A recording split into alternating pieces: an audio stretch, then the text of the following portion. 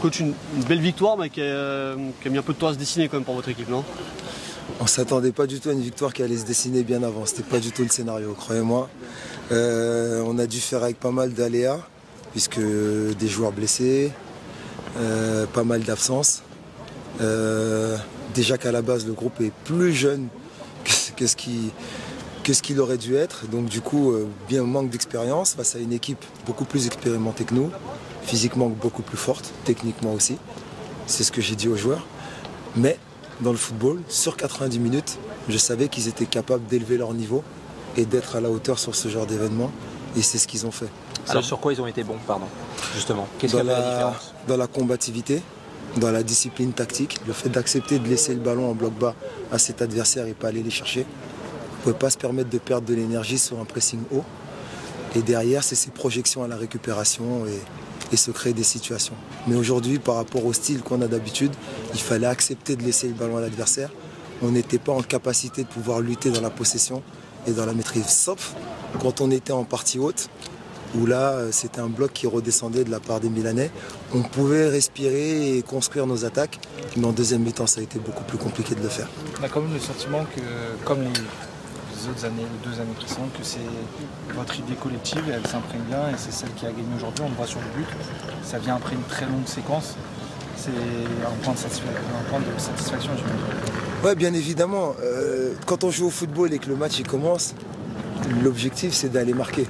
Et si on peut le faire d'un point A à un point B le plus rapidement possible, avec un jeu long et attaquer la profondeur et marquer, on ne va pas s'en priver. Mais après, quand on ne peut pas, qu'est-ce qu'on fait? Et donc c'est d'amener le bloc haut, d'utiliser toute cette largeur, d'avoir des joueurs dans des demi-espaces, de venir fixer quand on peut, trouver les bonnes zones. Et après, derrière, c'est de la percussion et des appels en rupture. Et c'est tout ce qu'ils mettent en place. Et c'est nos principes de jeu, quel que soit le système que j'utilise.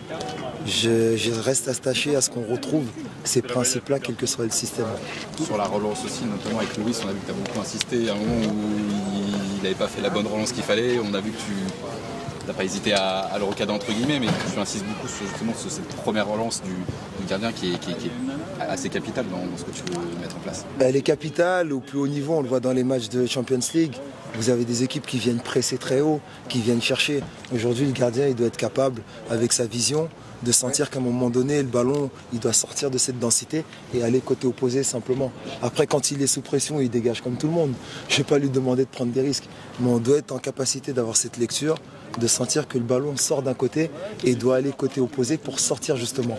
Puisqu'ils étaient sur un pressing très haut, ils venaient vachement nous chercher, mais je trouvais qu'avec un peu plus de calme et de sérénité, on était capable de sortir et on a su le faire, mais c'était pas aussi régulier que ça. Même si c'est son boulot, il a fait quelques arrêts déterminants quand même, le gardien. Il a fait des arrêts déterminants, forcément c'est un 2004, c'est le joueur le plus âgé, et c'est ce que j'attends de lui, qu'il amène un peu ce groupe et qu'il amène son expérience, son vécu, de par sa posture et de par son âge, puisque déjà le groupe était très jeune. Est-ce que c'est une victoire qui peut leur faire du bien, justement, de montrer qu'en jouant comme ça, en faisant le dos rond, en acceptant le combat, la générosité, ça marche aussi, quoi. Il n'y a pas que du beau jeu, il n'y a pas que le projet de jeu que vous développez? C'est une bonne question et je pense que oui, c'est des victoires qui doivent compter pour eux, pour leur montrer que dans le football, on ne peut pas toujours être dominateur, avoir le ballon et avoir une possession, une grande possession et marquer 3-4 buts. On doit être capable aussi, dans la souffrance, de gagner des matchs sur un fil en ayant très peu le ballon, mais quand on l'a, bien l'utiliser. Et je pense qu'ils en ont pris conscience. Ils ont été dans des zones rouges où ils n'ont pas l'habitude d'être. Ça a été difficile pour eux, mais ils l'ont fait au mental et elle est encore plus belle comme ça. Et le paradoxe, c'est qu'avec malgré voilà, la pression milanaise, à la fin, ça peut faire 2, ça peut faire 3-0 aussi, parce que vous avez les occasions pour faire le break. C'est le football moderne, c'est-à-dire dans la projection et dans les attaques rapides face à une équipe qui vient vous chercher, qui a une maîtrise. Si on arrive à récupérer, à se projeter, bien évidemment, au regard des occasions, on a aussi des occasions nettes.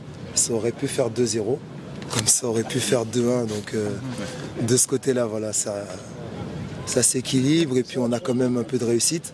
Mais j'estime qu'il en faut pour gagner un match. Si on prend l'exemple du match de Dortmund, je pense que le nul était plus équitable que la défaite, mais à la fin, dans une saison, ça s'équilibre.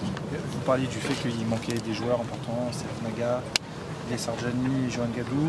Est-ce que vous attendiez que ceux qui étaient là, des joueurs qui étaient là, prennent un peu le lead? Et si oui, quel joueur vous attendiez quelque chose? Dans les joueurs qui prennent le lead, bien évidemment, le capitaine, Yoram Zagué, qui jouait la saison passée, et c'est le capitaine. Après, là-dedans, il y a Ethan Mbappé, qui jouait déjà la saison dernière, qui commence à avoir de la bouteille dans ce genre de match, puisqu'il les jouait déjà la saison passée. Après, j'ai leader technique comme Seni Mayolo, qui doit être capable encore d'élever son niveau et d'apporter de lui, de par son jeu, sa fiabilité et donner cette confiance aux autres. Après, j'ai Naoufel El Anache, qui est un très bon défenseur, que j'utilise un peu à toutes les sauces en ce moment, mais j'ai pas trop le choix. Je le mets un peu dans l'axe, je le mets latéral gauche, je le mets un peu. Mais bon, c'est mon joueur fiable qui me donne satisfaction dans toutes les positions. Et aujourd'hui, faire jouer le petit que j'ai fait rentrer à la fin, Djibril Mavounia, ça aurait peut-être été trop juste. Donc voilà les joueurs que j'ai cités sur lesquels je m'appuie. En plus d'eux, Louis Mouquet qui est un peu plus âgé.